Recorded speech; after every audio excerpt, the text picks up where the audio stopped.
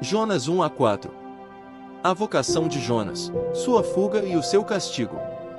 Veio a palavra do Senhor a Jonas, filho de Amitai, dizendo: Dispõe-te, vai à grande cidade de Nínive e clama contra ela, porque a sua malícia subiu até mim. Jonas se dispôs, mas para fugir da presença do Senhor, para Tarsis, e tendo descido a Jope, achou um navio que ia para Tarsis. Pagou, pois, a sua passagem e embarcou nele, para ir com eles para Tarsis, para longe da presença do Senhor. Mas o Senhor lançou sobre o mar um forte vento, e fez-se no mar uma grande tempestade, e o navio estava a ponto de se despedaçar. Então, os marinheiros, cheios de medo, clamavam cada um ao seu Deus e lançavam ao mar a carga que estava no navio, para o aliviarem do peso dela. Jonas, porém, havia descido ao porão e se deitado, e dormia profundamente. Chegou-se a ele o mestre do navio e lhe disse: Que se passa contigo? Agarrado no sono? Levanta-te, invoca o teu Deus, talvez assim, esse Deus se lembre de nós, para que não pereçamos.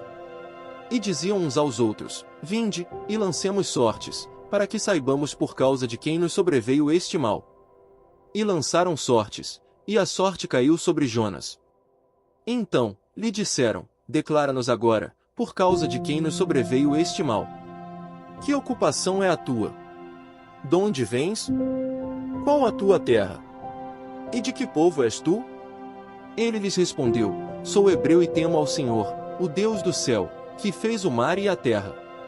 Então, os homens ficaram possuídos de grande temor e lhe disseram: Que é isto que fizeste? Pois sabiam os homens que ele fugia da presença do Senhor, porque lhe havia declarado.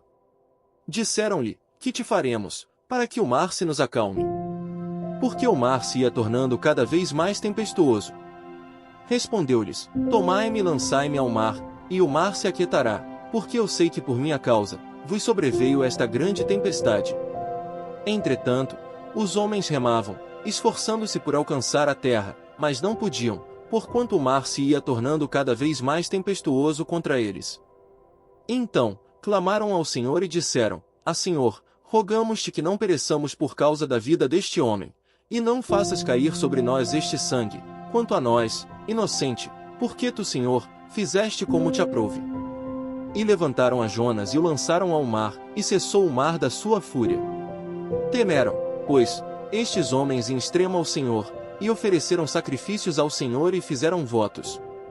Deparou o Senhor um grande peixe, para que tragasse a Jonas, e esteve Jonas 3 dias e 3 noites no ventre do peixe. A oração de Jonas no ventre do peixe. Então, Jonas, do ventre do peixe, orou ao Senhor, seu Deus. E disse: Na minha angústia, clamei ao Senhor, e ele me respondeu. Do ventre do abismo, gritei, e tu me ouviste a voz. Pois me lançaste no profundo, no coração dos mares, e a corrente das águas me cercou, todas as tuas ondas e as tuas vagas passaram por cima de mim. Então, eu disse: Lançado estou de diante dos teus olhos, tornarei, porventura, a ver o teu santo templo? As águas me cercaram até a alma, o abismo me rodeou, e as algas se enrolaram na minha cabeça. Desci até aos fundamentos dos montes, desci até a terra, cujos ferrolhos se correram sobre mim, para sempre. Contudo, fizeste subir da sepultura a minha vida, ó Senhor, meu Deus. Quando, dentro de mim, desfalecia a minha alma, eu me lembrei do Senhor, e subiu a ti a minha oração, no teu santo templo.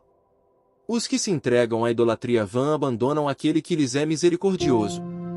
Mas, com a voz do agradecimento, eu te oferecerei sacrifício, o que votei pagarei. Ao Senhor pertence a salvação. Falou, pois, o Senhor ao peixe, e este vomitou a Jonas na terra. Jonas prega em Nínive. Veio a palavra do Senhor, segunda vez, a Jonas, dizendo: Dispõe-te, vai à grande cidade de Nínive e proclama contra ela a mensagem que eu te digo. Levantou-se, pois, Jonas e foi a Nínive, segundo a palavra do Senhor. Ora, Nínive era cidade muito importante diante de Deus e de 3 dias para percorrê-la. Começou Jonas a percorrer a cidade caminho de um dia, e pregava, e dizia: Ainda 40 dias, e Nínive será subvertida. O arrependimento dos ninivitas. Os ninivitas creram em Deus, e proclamaram um jejum, e vestiram-se de panos de saco, desde o maior até o menor. Chegou esta notícia ao rei de Nínive. Ele levantou-se do seu trono, tirou de si as vestes reais, cobriu-se de pano de saco e assentou-se sobre cinza. E fez-se proclamar e divulgar em Nínive, por mandado do rei e seus grandes: nem homens, nem animais, nem bois, nem ovelhas provem coisa alguma, nem os levem ao pasto, nem bebam água. Mas sejam cobertos de pano de saco, tanto os homens como os animais, e clamarão fortemente a Deus, e se converterão, cada um do seu mau caminho e da violência que há nas suas mãos. Quem sabe se voltará a Deus, e se arrependerá, e se apartará do furor da sua ira, de sorte que não pereçamos. Viu Deus o que fizeram, como se converteram do seu mau caminho, e Deus se arrependeu do mal que tinha dito lhes faria e não o fez. O descontentamento de Jonas. Com isso, desgostou-se Jonas extremamente e ficou irado. E orou ao Senhor e disse: Ah, Senhor, não foi isso que eu disse, estando ainda na minha terra? Por isso, me adiantei, fugindo para Tarsis, pois sabia que és Deus clemente, e misericordioso, e tardio em irar-se, e grande em benignidade, e que te arrependes do mal. Peço-te, pois, ó Senhor, tira-me a vida, porque melhor me é morrer do que viver. E disse o Senhor: É razoável essa tua ira? Então, Jonas saiu da cidade, e assentou-se ao oriente da mesma, e ali fez uma enramada, e repousou debaixo dela, à sombra, até ver o que aconteceria à cidade. A lição do Senhor. Então, fez o Senhor Deus nascer uma planta, que subiu por cima de Jonas, para que fizesse sombra sobre a sua cabeça, a fim de o livrar do seu desconforto. Jonas, pois, se alegrou em extremo por causa da planta. Mas Deus, no dia seguinte, ao subir da alva, enviou um verme, o qual feriu a planta, e esta se secou. E nascendo o sol, Deus mandou um vento calmoso oriental, o sol bateu na cabeça de Jonas, de maneira que desfalecia, pelo que pediu para si a morte, dizendo: Melhor me é morrer do que viver. Então, perguntou Deus a Jonas: É razoável essa tua ira por causa da planta? Ele respondeu: É razoável a minha ira até a morte. Tornou o Senhor: Tens compaixão da planta que te não custou trabalho, a qual não fizeste crescer, que numa noite nasceu e numa noite pereceu. E não hei de eu ter compaixão da grande cidade de Nínive, em que há mais de 120.000 pessoas, que não sabem discernir entre a mão direita e a mão esquerda, e também muitos animais? Apocalipse 5. A visão do livro selado com 7 selos e a do Cordeiro. Vi, na mão direita daquele que estava sentado no trono, um livro escrito por dentro e por fora, de todo selado com 7 selos. Vi também um anjo forte, que proclamava em grande voz: Quem é digno de abrir o livro e de lhe desatar os selos? Ora, nem no céu, nem sobre a terra, nem debaixo da terra, ninguém podia abrir o livro, nem mesmo olhar para ele. E eu chorava muito, porque ninguém foi achado digno de abrir o livro, nem mesmo de olhar para ele. Todavia, um dos anciãos me disse: Não chores, eis que o leão da tribo de Judá, a raiz de Davi, venceu para abrir o livro e os seus 7 selos. Então, vi, no meio do trono e dos 4 seres viventes e entre os anciãos, de pé, um cordeiro como tendo sido morto. Ele tinha 7 chifres, bem como 7 olhos, que são os 7 Espíritos de Deus enviados por toda a terra. Veio, pois, e tomou o livro da mão direita daquele que estava sentado no trono.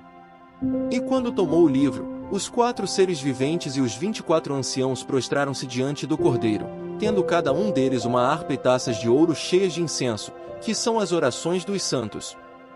E entoavam um novo cântico, dizendo: Digno és de tomar o livro e de abrir-lhe os selos, porque foste morto e com o teu sangue compraste para Deus os que procedem de toda a tribo, língua, povo e nação. E para o nosso Deus os constituíste reino e sacerdotes, e reinarão sobre a terra.